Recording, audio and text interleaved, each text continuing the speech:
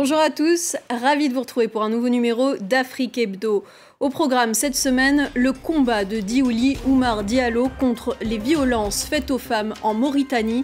Elle a lancé des initiatives pour prévenir les menaces à bord des transports et pour former les jeunes filles aux arts martiaux. Elle est notre invitée dans ce magazine. En Tunisie, il parie sur le savoir-faire local pour proposer des produits originaux et ça marche. Rencontre avec des entrepreneurs qui puisent dans le patrimoine du pays pour innover. Pour finir, nous prendrons la route des Seychelles pour découvrir le trésor national de l'archipel, le Coco Fess, un symbole aujourd'hui menacé et protégé.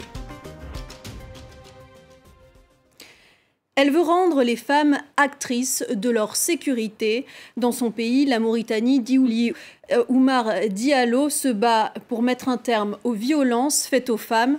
Elle est à l'origine de 2 initiatives pour apporter des solutions concrètes sur le terrain.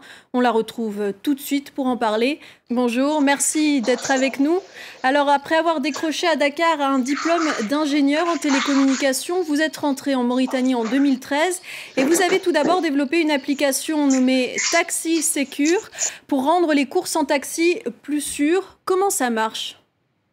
L'application Taxi Secure a 2 fonctionnalités. La première, elle permet de vérifier les numéros de la plaque d'immatriculation. Et la deuxième fonctionnalité, c'est qu'elle permet d'envoyer un message d'alerte une fois qu'on est à bord du taxi et on sent que le taximan va nous amener ou bien dans la voiture où nous nous trouvons, ils vont nous amener à une destination autre que la nôtre. Envoyer un message d'alerte à ses proches. Et si on est connecté à Internet, elle permet la géolocalisation. Donc ça crée une situation plus sécurisée pour les femmes ? Oui, ça permet de rendre l'itinéraire des personnes vulnérables, notamment les mineurs, beaucoup plus sécurisé. Et vous avez aussi mis en place des formations d'autodéfense pour les femmes, des formations appelées RIM Self-Défense, des cours gratuits dans les quartiers de Nouakchott avec des moniteurs engagés bénévolement. Quels sont les résultats de ces formations ? RIM Self-Défense, c'est, comme vous l'avez dit, c'est un programme d'autodéfense. Il est gratuit, on dispense aux jeunes filles et femmes de tout âge, où ce sont des monitrices qui font la formation. J'insiste là-dessus parce que ce sont des filles formées qui forment d'autres filles. Dans ces espaces de formation, aussi, il y a des espaces d'échange, de discussion où les jeunes filles sont là en toute sécurité et peuvent aborder des thématiques, par exemple les VBG, le mariage précoce, la déperdition scolaire. Et qu'est-ce qui vous a poussé à lancer ces initiatives ? Suite que plusieurs incidents se sont produits à bord des transports en commun qui touchent notamment les jeunes filles et des femmes, notamment beaucoup de cas de viol, d'harcèlement qui sont allés jusqu'au meurtre. Et comment voyez-vous l'évolution de la société mauritanienne et de la loi vis-à-vis des droits des femmes ? Ce que je peux dire aujourd'hui, c'est que militantes, activistes, membres de la société civile, femmes entrepreneurs, juristes ou bien femmes au foyer, c'est que nous toutes, aujourd'hui, nous plaidons pour la fin de l'impunité envers les agresseurs sexuels. Mais aussi, nous demandons à ce que les décideurs adoptent une loi contre les violences faites aux femmes. Justement, un projet de loi sur les violences basées sur le genre, aggravant notamment les peines pour viol et pénalisant le harcèlement sexuel, a été rejeté en 2007, puis en 2018 par le Parlement. À quoi est-ce qu'on peut s'attendre pour la suite ? Est-ce qu'on peut espérer des changements au niveau légal ?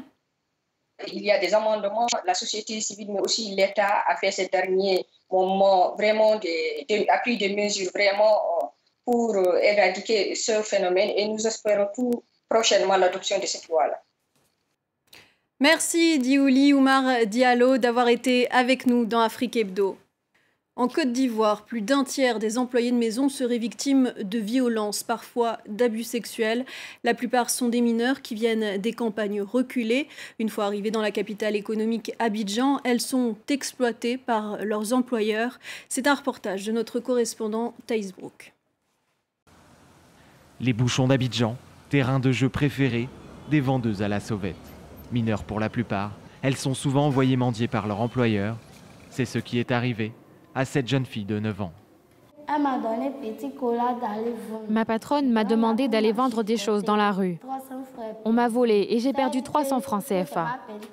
Elle m'a dit que je l'avais volé, alors elle m'a frappé avec des fils électriques. Sa patronne avait convaincu ses parents de la lui confier, qu'elle allait s'occuper d'elle. Mais une fois arrivée à Abidjan, le cauchemar commence. La dame avait dit qu'elle m'amènerait à l'école, alors que c'était faux. Moi, je voulais aller à l'école. À la place, je me levais à 5 heures, je nettoyais sa maison, je balayais. Je nettoyais la douche et les toilettes. Elle parvient à s'enfuir et trouve refuge dans ce centre de transit qui accueille une cinquantaine de jeunes filles. Car son cas est loin d'être une exception. Les trafiquants profitent souvent de la crédulité et de la précarité des familles dans les campagnes reculées. Ces personnes vont demander à venir en aide, soit à la famille de l'enfant, en prenant l'enfant et en venant à l'enfant en ville pour la scolariser ou la mettre en apprentissage. Mais malheureusement, une fois en ville, les choses changent. L'enfant ou bien la jeune fille est placée comme domestique. Brimade, abus sexuels, salaire aléatoire. Selon une étude datant de 2015, plus d'un tiers des travailleuses domestiques seraient violentées. Ces abus sont parfois comparables à de l'esclavage. C'est-à-dire qu'il faut qu'elles-mêmes sachent qu'elles sont en situation de travail. Parce que très souvent, ce que les employeurs disent, c'est que pour eux, c'est un service qu'ils rendent à la personne qui vient travailler chez elles. Voilà, donc il faut qu'elles puissent connaître leurs droits et que, en cas de violation ou d'atteinte ou de maltraitance, quels sont les recours qui s'offrent à elles. En 2014, un projet de loi devant encadrer le secteur était passé à la trappe. Une nouvelle loi serait en cours de préparation. Un espoir pour les centaines de milliers de travailleuses domestiques que compte le pays. En Tunisie, les indicateurs économiques restent négatifs, mais en cette période de crise, des PME et des startups tirent leur épingle du jeu. Elles proposent des produits originaux destinés à des marchés de niche, le plus souvent pour l'export. Ces entrepreneurs ont misé sur le savoir-faire local pour se démarquer. C'est un reportage de nos correspondants Lilia Blaise et Hamdit Lili. À Borgine, dans la région de Sousse, deux frères jumeaux, Foued et Ferid, se sont lancés il y a 10 ans dans la construction d'avions légers tunisiens. Ils étaient les seuls en Tunisie et ont pu se démarquer grâce à une main-d'œuvre peu chère. Leurs avions sont 30% moins chers que la concurrence et s'exportent partout dans le monde. Nous sommes entrés dans ce champ, la fabrication aéronautique, pour juste montrer au peuple tunisien, à l'État tunisien aussi, qu'on peut fabriquer des avions, qu'on peut faire lancer des sociétés à très grande valeur ajoutée, des produits à très grande valeur ajoutée.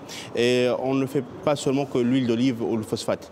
En Tunisie, les exportations représentent près de 35% du PIB, mais elles manquent de diversification et de compétitivité. Certains entrepreneurs puisent dans le patrimoine du pays pour innover. Zied a créé sa start-up avec l'artisanat ancestral des mosaïques. Il en a fait des kits de loisirs pour enfants. C'est notre kit. Il est basé sur les pierres naturelles qui sont découpées à la main, que vous voyez avec différentes couleurs. Donc tout ce que vous voyez dans le kit est naturel. C'est le savoir-faire qu'on a et c'est les pierres naturelles qu'on a en Tunisie. Cette richesse ne peut pas être copiée. Aujourd'hui, les kits de Zied se vendent dans 1800 points de vente à l'étranger. En plus d'exporter un produit, Zied a imposé une marque 100% tunisienne sur le marché international. Un atout important, car exporter le label tunisien sert aussi de vitrine pour attirer des entreprises étrangères dans le pays. Ce jeune entrepreneur s'est fait remarquer dans un salon nautique français pour la qualité des finitions de ses bateaux de plaisance faits en Tunisie. Il faut savoir que l'industrie nautique nécessite beaucoup de main-d'œuvre et que la main-d'œuvre existe en Tunisie. Elle est, 1, de qualité, 2, bon marché.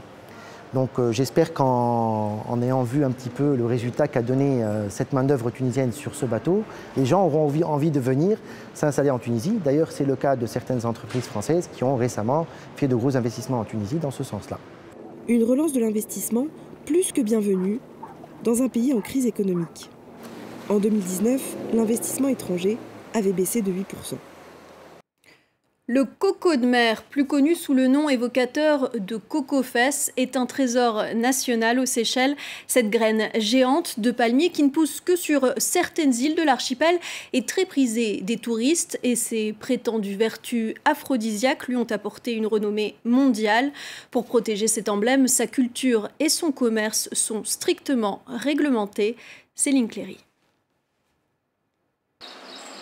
Christophe est coupeur de coco-fesse, un savoir-faire unique au monde. Objectif, ouvrir la coque sans l'abîmer et récolter sa précieuse pulpe, qui pour certains aurait des vertus aphrodisiaques. Ce sont surtout les Chinois et certains Seychellois qui y croient. Ils la moulent, la mettent dans un alcool, comme du whisky, et ils la boivent. Ils disent que ça donne des forces. C'est ça le mythe. Une fois extraite, la pulpe est triée, séchée, puis emballée avant d'être exportée. La coque, une fois vidée, est recollée pour être vendue dans les magasins de souvenirs. Christophe fait ce métier depuis 10 ans, une véritable fierté. On se sent seychellois avec ce genre de travail. C'est unique au monde. J'en suis très très fier. La pulpe peut se vendre jusqu'à 90 € le kilo et la coque vide, elle, se vend en moyenne 200 €. Convoité depuis des siècles pour ses soi-disant vertus, le coco de mer a failli disparaître. Depuis 2011, il est classé espèce végétale menacée. C'est l'une des ressources naturelles emblématiques dont nous disposons. Et quand vous avez une ressource naturelle unique, elle est toujours sous pression. C'est comme les éléphants pour les Africains. À cause de leurs défenses qui sont très recherchées, il y a du braconnage et des gens qui essaient de les voler.